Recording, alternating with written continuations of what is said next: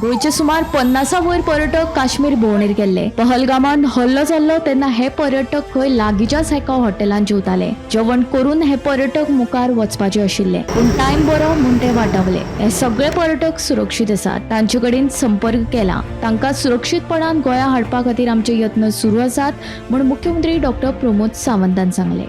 आम्ही काल हांगा पहलगाम भोंवपाक गेल्ली. आम्ही गोंयच्यान आयिल्ली पळय, थंय रावली आनी काल ट्रॅव्हल बगान आमकां पहलगाम भोंवपाक व्हेल्ले. आमी ABC, आरू, बेताब आनी चंदनवारी पळयल्ले आनी आमचो नेक्स्ट प्लॅन आसलो बैसरण वचपाचो.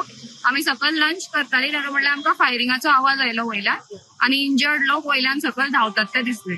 सो धांवपळ जाली आनी आमकां थंयच्यान लोकल्सांनी आनी अमीत आमचो ट्रॅव्हल बग गायड आसा तेणे रेस्क्यू केले आनी आमकां वयले भायर आनी आमी सेफली श्रीनगर पावली ट्रॅव्हल बगाक.